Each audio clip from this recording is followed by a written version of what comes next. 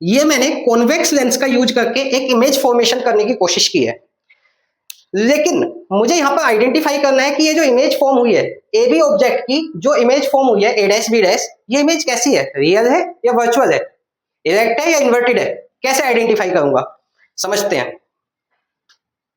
अगर लेंस के केस में मैं बता रहा हूं, मिरर के केस में ऑलरेडी वीडियो अपलोड हो चुकी है चैनल पर, आप देख सकते हैं अगर नहीं देखी है तो। लेंस के केस में कैसे आइडेंटिफाई करेंगे देख लेते हैं।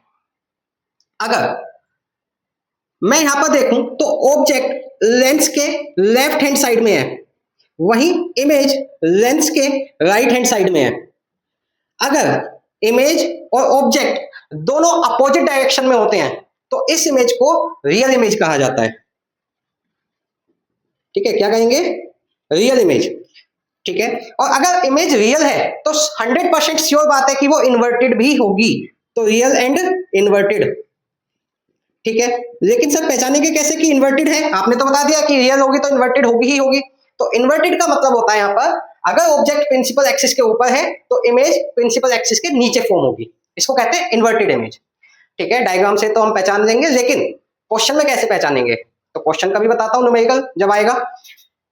अगर इसका उल्टा हो जाए, अगर ऑब्जेक्ट और इमेज दोनों सेम साइड हो, या तो दोनों एलएचएस में हो या दोनों आरएचएस में हो, तो ऐसी कंडीशन में इमेज वर्चुअल फॉर्म होती है लेंस के लिए।